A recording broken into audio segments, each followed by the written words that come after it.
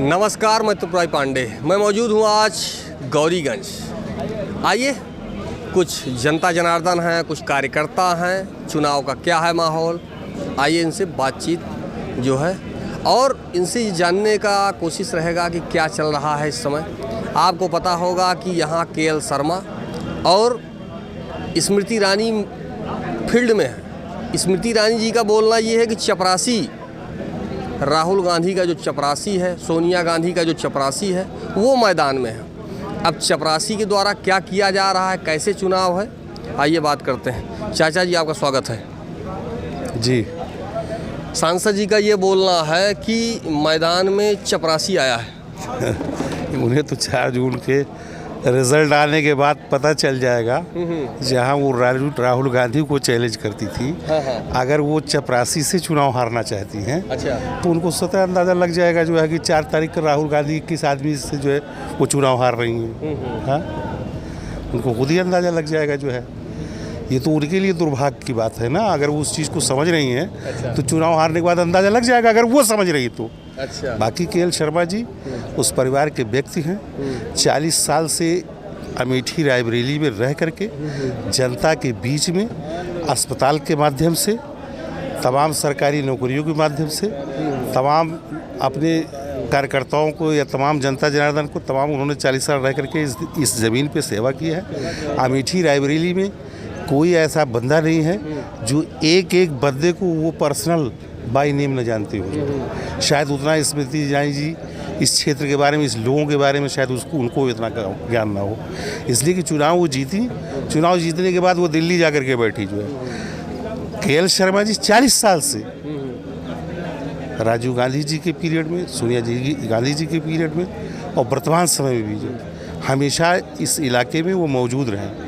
उन्होंने अपना आवास बना रखा और जनता के बीच में काम करते रहे।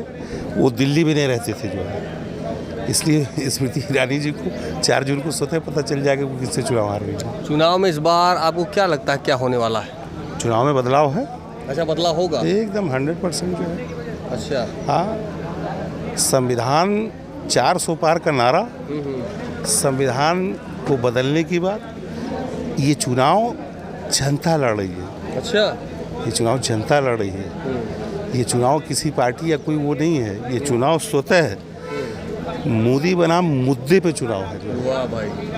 ये चुनाव। बाकी लोगों ने तो दिशा देने का काम किया है जो है। संविधान के मुद्दे को डिलीवरी गांव तक पहुंचा ले गए। इस नाते ये चुनाव जनता लग रही है। ऐसा चुनाव तो आज तक इस देश में हमने तो नहीं देखा जो एकदम साइलेंट रूप से चुनाव हो रहा है। न कोई प्रचार है, न कोई प्रसार है। जनता को स्वतः इतना जागरूक है, मुझे क्या करना है, वो अपना फैसला, अपना मन बना चुकी है, किसी से शेयर भी नहीं करती है। प्रधानमंत्री जी बोल रहे हैं कि अगर कांग्रेस सरकार आती है तो मंगलसूत्र छीन लेगी। हास्यास्पद है। अच्छा, हास्यास्पद है। मंगलसूत्र किसने छीना? ये तो कोविशील्ड वैक्सीन के माध्यम से, ये खुद ही पता है कि देश की 50 करोड़ की जनता को रिश्वत लेकर के कोविशील्ड वैक्सीन को इंडिया में लॉन्च किया। रिश्वत लेकर के? बिल्कुल, चंदा लिया उन्होंने। अच्छा, चंदा लिया। हाँ, कोविशील्ड, सारे कोविशील्ड वैक्सीन पे मोदी जी की ऐड आ रही थी। ब्रिटेन की अदालत ने जब कोवैक्सीन पे जो है सवालिया निशान खड़ा कर दिया, रातों रात मोदी जी के वैक्सीन पर से जो है वो नाम गायब हो गए। जो पहले वो कोविशील्ड के माध्यम से खुद का तमगा ले रहे थे, लेकिन अब मैं मोदी जी से पूछना चाहता हूँ कि अपनी तो रातों रात उन्होंने फ़ोटो हटा लिया, अब उसका जिम्मेदार कौन है जो देश की 50 करोड़ जनता को उन्होंने कोविशील्ड वैक्सीन लगवा दिया?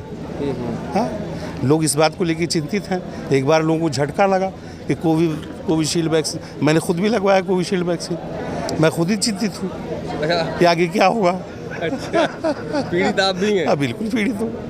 तो जैसे मैं पीड़ित हूँ, एक बार झटका लगा, शॉक्ड हो गए, उस तरीके से देश के कम से कम 50 करोड़ लोगों ने कोविशील्ड वैक्सीन लगवाया। तो आज फिलहाल सब खतरे में है। तमाम 50-60 के साल के बीच में तमाम जो है जवान लोग चले भी गए। बहुत सारे लोग अचानक हार्ट अटैक होकर के। मोदी जी बोल रहे हैं 400 पार।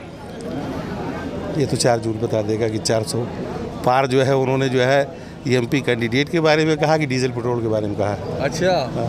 कहने का मतलब डीजल पेट्रोल के बारे में कहा। हो सकता है डीजल पेट्रोल हो, वो तो गिरगिट की तरह रंग बदलते रहते हैं। कल कहीं कुछ और बोलेंगे, आज कहीं कुछ और बोलेंगे। कभी पाकिस्तान की बात करते हैं कि कांग्रेस पार्टी पाकिस्तान की हुकूमत बनाना चाहती है हिंदुस्तान में। कभी जो है हिंदू मुसलमान, इनकी इसके अलावा उनके पास कोई इशू ही नहीं। ठीक चाचा, फिर आते हैं आपके पास। चुनाव का क्या माहौल है चाचा? चुनाव का माहौल बहुत अच्छा है। के.एल. शर्मा 4 लाख वोटों से जीत रहे हैं। क्या बात कर रहे हैं आप? आज इस बार यहाँ विकास और उस पर महंगाई पे चुनाव हो रहा है और जनता स्वयं चुनाव लड़ रही है। अच्छा, ये तो इस बार आपको क्या समझ में आता है क्या होने वाला अमेठी में? अमेठी में बदलाव होगा। बदलाव होगा जरूर। बदलाव होगा। के.एल. शर्मा बता दिए कि 4 लाख वोटों से जीतेंगे। ये अगर आपकी सरकार आएगी तो मंगलसूत्र छीन लेगी। अब ये तो हमारी सांसद महोदया को बताना चाहिए ना कि एक मंगलसूत्र उन्होंने छीन करके अपने गले में डाल लिया। क्या बोल रहे हैं आप? अरे अपनी सहेली का मंगलसूत्र छीन के जब अपने गले में डाल लिया, अब वही कहते हैं कि मंगलसूत्र छीन लेगा। अच्छा, चाचा का बोलना ये है कि अपने सहेली का मंगलसूत्र छीन लिया। नहीं, जो ये कह रहे हैं सही कह रहे हैं। अच्छा जिस सहेली ने उनको बैठने का जगह अपना घर दिया, जी, उसी के पद को कब्जा कर लिया, तो उसका मंगलसूत्र ही छीन लिया। अच्छा, तो ये तो कार्य भाजपा वाले करते हैं, मगर कांग्रेस ऐसा काम नहीं करती। राहुल गांधी ने कहा कि मैं गरीब महिलाओं को जो है 1 लाख रुपया सालाना दूंगा, युवा जो बेरोजगार हैं उनको 1 लाख रुपया सालाना दूंगा, किसानों का कर्ज माफ़ करूंगा। तो राहुल जी ने ये कहा कि जो मोदी जी ने 10 साल में लूट करके देश की जनता का धन अपने 20-22 उद्योगपतियों को दे दिया, और यहाँ आप ये देख रहे हैं कि अमेठी में जो ACC फैक्ट्री है इसमें भी अडानी का शेयर हो गया, अडानी खरीद लिए। तो हमारे ज़मीन जो है यहाँ अमेठी की फैक्ट्री खरीद लिए। पूरे देश में आज 20-22 उद्योगपति हावी हैं। तो राहुल जी का एक कहना है कि मैं इनसे इनका धन ले करके जो लूटा है मोदी सरकार ने, उसको हम सीधा 80% जनता को देंगे। इसी में मोदी की बौखलाहट थी कि ऐसा रूमर फैलाओ जनता के अंदर, ताकि जनता ये समझे कि हमारा ही मंगलसूत्र छोड़ लोगी कांग्रेस। अच्छा, तो इसलिए ये रूमर फेल हो गया मोदी का। अब मंगलसूत्र की बात करना बंद कर दिए, क्योंकि कांग्रेस का एक ही विकल्प है कि हमको गरीबी दूर करना है, हमें जो है उच्च स्तर का और निचले स्तर का मध्यम वर्ग में ला देना है। अमेठी में इस बार क्या होने वाला है? अमेठी में इस बार यही होगा कि 70% मतदान के.एल. शर्मा को होगा, 30% में सारे रहेंगे। भाजपा से समस्या है कि जो ये सांसद हैं इनसे? सांसद और भाजपा दोनों से समस्या है,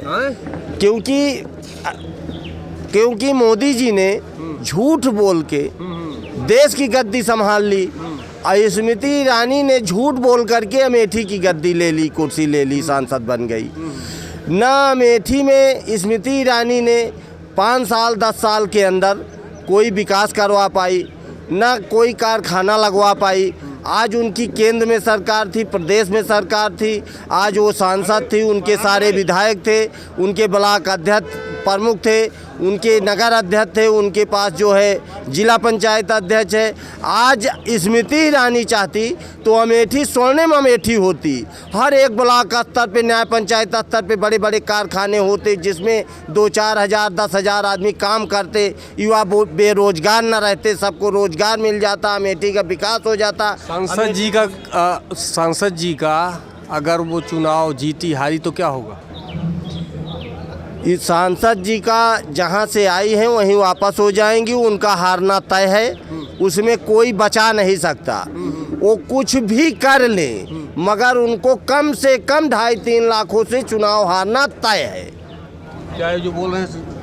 हाँ, ये बिल्कुल सही बोल रहे हैं। अच्छा, सांसद जी अपना यहाँ से बोरिया बिस्तर बांध के अमेठी की वो है दीदी, पता है? अब कोई भी कहीं से चलाए वो दीदी बन जाए, ऐसा तो नहीं है। अच्छा। अरे अगर वो किसी की दीदी हैं तो किसी की बुआ भी होंगी। क्या बात कर रहे हैं काका? अरे अब हमारे पिता की अगर दीदी है तो मेरी बुआ नहीं होंगी। अब जौन हो तो तू जाना फोन नहीं जाए। तो हमारी बुआ हुई, अच्छा किसी की भाभी भी होंगी, अच्छा। किसी की भाभी भी हो सकती हैं। 20 तारीख को अमेठी में क्या होने वाला है? कुछ होगा नहीं होगा? जैसे चल रहा है ऐसे चलेगा?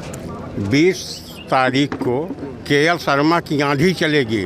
और शर्मा की आंधी चलेगी? जी हाँ। अच्छा। और इसमें दीदी उदी सब गायब हो जाएंगी। दीदी उदी सब? जी। अच्छा। तो केएल शर्मा यहाँ से बता दिए आपको 4 लाख वोटों से जीतेंगे। सांसद जी का बोलना ये है कि इतना काम किया है कि अमेठी की जनता पीछे पीछे घूम रही है। बताया जाना, अगर सांसद जी से पूछा जाए, ये गौरीगंज है, गौरीगंज में कौन सा काम किया है? केवल एक काम किया है बस, इन्होंने अपना घर बनवा लिया, बस यही हमको दिखाई देता है। वहाँ से आएंगी सीधे अपने घर चली जाएंगी। कभी पब्लिक से मिलती हैं, कभी नहीं मिलती। सांसद जी का बोलना ये है कि राहुल गांधी छोड़ के यहाँ से यहाँ छोड़े तो वहाँ पहुँचे वायनाड से फिर इधर पहुँच गए रायबरेली। तो राहुल गांधी का तो ये घर ही है अमेठी। यहाँ से राजीव जी चुनाव लड़े, यहाँ से संजय गांधी चुनाव लड़े, यहाँ से कैप्टन सतीश शर्मा चुनाव लड़े, यहाँ से सोनिया जी लड़ी, यहाँ से राहुल गांधी लड़े, आज केएल शर्मा जी लड़ रहे हैं। कहने मतलब कोई दिक्कत नहीं? कोई दिक्कत नहीं। चलिए, आपने देखा अभी कुछ लोग बैठे थे, जनता जनार्दन, इनसे बातचीत हुई कि चुनाव का क्या है माहौल। फिलहाल मैं त्रिपुरारी पांडे, NDTV लाइव अमेठी से।